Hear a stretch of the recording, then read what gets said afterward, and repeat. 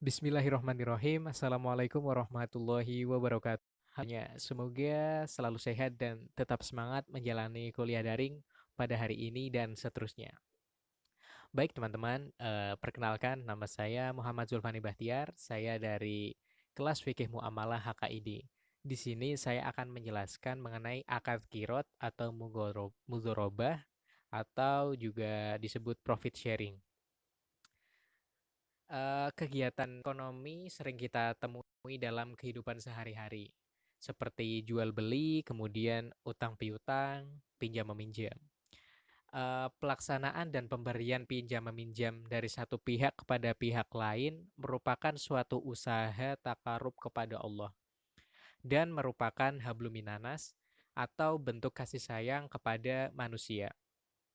Karena bagaimanapun kita tidak bisa hidup sendiri di atas bumi, dan dalam pinjaman itu memberikan banyak kemudahan dan keringanan kepada yang membutuhkannya. Meminjamkan sesuatu berarti memberikan pertolongan kepada orang yang meminjam. Allah Subhanahu wa taala berfirman dalam surah Al-Maun yang menegaskan bahwa di antara ciri orang yang mendustakan agama Allah yakni enggan menolong sesamanya dengan barang berguna. Maka dari itu, di sini saya akan menjelaskan mengenai akad qirot. Subbahasan yang akan dibahas kali ini mengenai definisinya, kemudian, dalil-dalilnya, kemudian rukun dan syaratnya, kemudian konsekuensi hukum, dari akad qirot ini.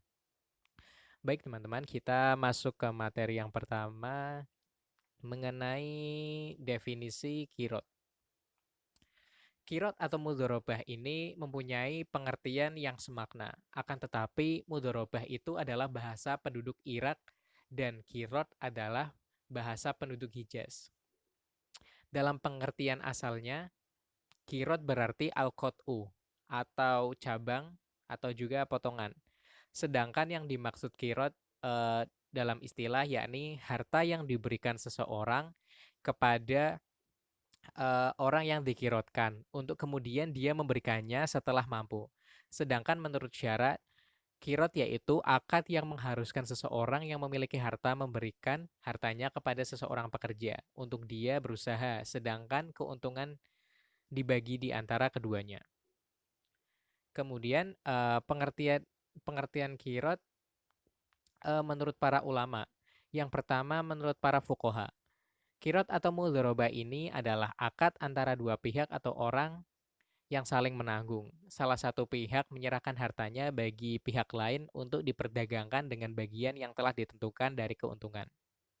Seperti setengah atau sepertiga dengan syarat-syarat yang telah ditentukan. Kemudian menurut ulama Hanafiyah, kirot atau mudharabah ini memandang tujuan dua pihak yang berakad yang berserikat dalam keuntungan atau laba. Karena harta diserahkan kepada yang lain dan yang lainnya punya jasa untuk mengelola harta itu. Maka mudharabah menurut Hanafiyah ini adalah akad syirkah dalam laba. Satu pihak pemilik harta dan pihak lain pemilik jasa.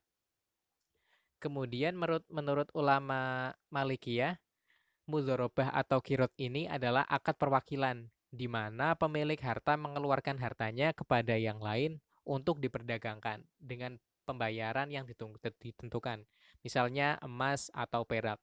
Kemudian menurut ulama Hanabilah, kirot atau mudharabah ini ibarat pemilik harta menyerahkan hartanya dengan ukuran tertentu pada orang yang berdagang dengan bagian dari keuntungan yang diketahui.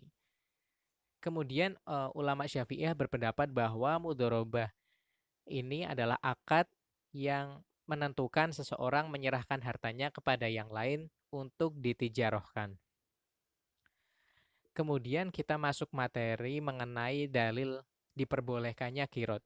Dalil diperbolehkannya kirot ini ada dalam Al-Quran, kemudian hadis, ijma, dan qiyas.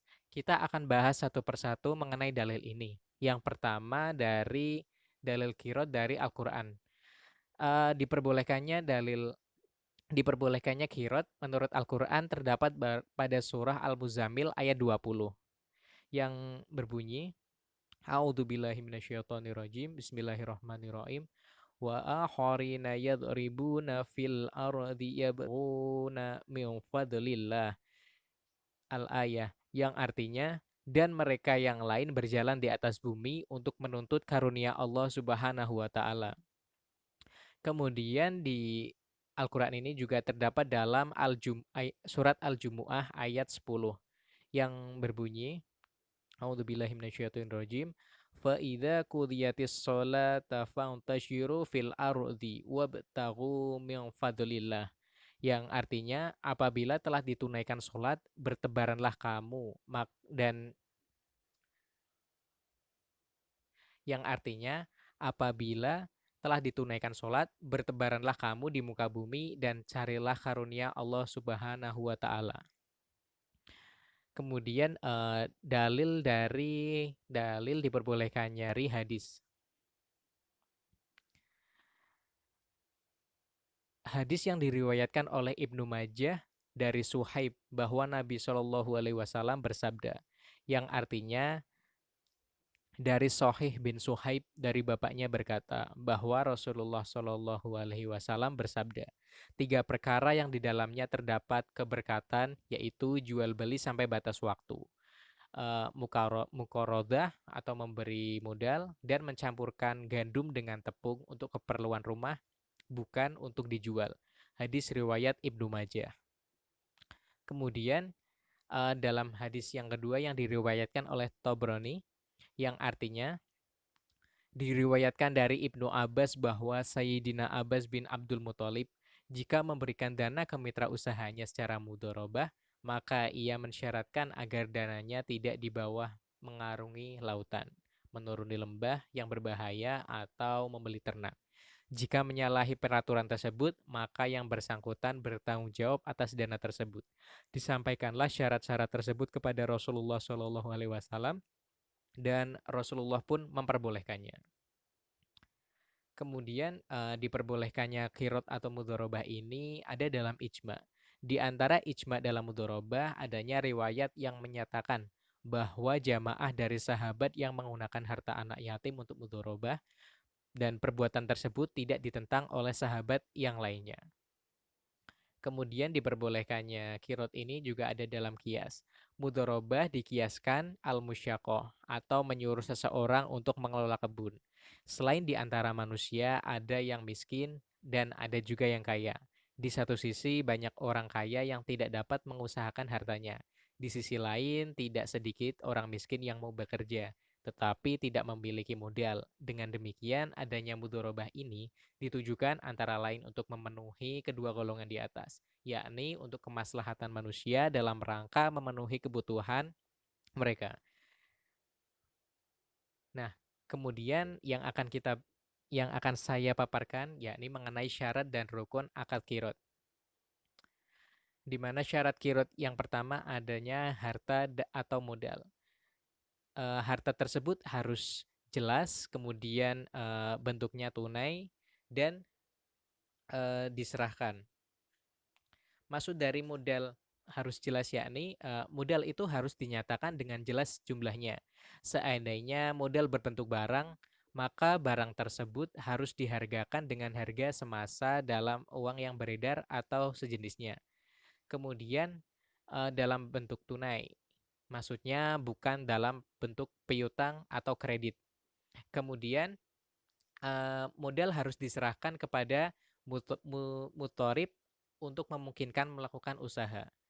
Kemudian syaratnya yang kedua yakni adanya keuntungan. Nah, keuntungan ini yang pertama pembagian keuntungan harus dinyatakan dalam persentase dari keuntungan yang mungkin dihasilkan nantinya. Keuntungan yang menjadi pemilik pekerja dan pemilik modal harus jelas persentasenya. Yang kedua, kesepakatan rasio persentase harus dicapai melalui negosiasi dan dituangkan dalam kontrak. Kemudian selanjutnya, pembagian keuntungan baru dapat dilakukan setelah mudharib mengembalikan seluruh atau sebagian modal kepada sohibul mal. Setelah tadi saya memaparkan tentang syarat, kemudian saya akan paparkan mengenai rukun, di mana rukun kirot atau mudhorobah ini ada 5. Yang pertama ada pemodal, kemudian ada pengelola, kemudian ada modal itu sendiri, kemudian adanya keuntungan, dan selanjutnya adanya akad. Mohon maaf dalam PowerPoint ini salah dalam pembuatan.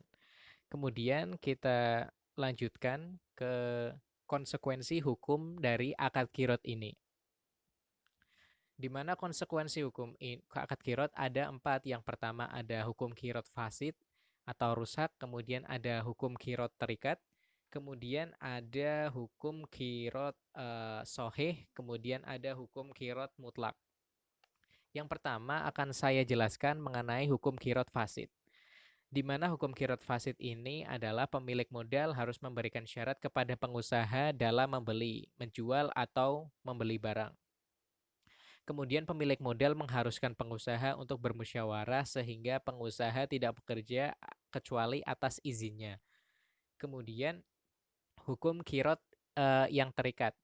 Hukum yang terdapat dalam kirot terikat sama dengan ketetapan yang ada pada kirot mutlak.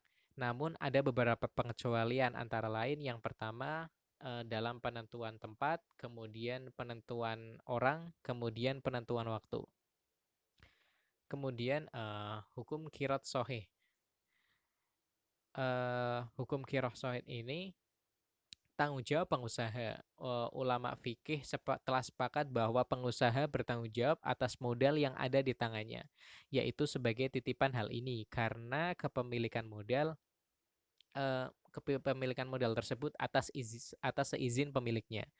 Kemudian tasarruf pengusaha. Hukum tentang tasarruf pengusaha berbeda-beda tergantung pada kirot mutlak dan terikat. Kemudian ada hukum kirot mutlak. Menurut ulama Hanafiyah, jika kirot mutlak, maka pengusaha berhak untuk beraktivitas dengan modal tersebut yang menunjukkan kepada pendapatan laba seperti jual beli. Oke teman-teman, demikian materi yang dapat saya paparkan. Semoga dapat memahamkan dan bermanfaat bagi kita semuanya. Kurang lebihnya saya mohon maaf. Wabillahi taufik wal hidayah. Wassalamualaikum warahmatullahi wabarakatuh.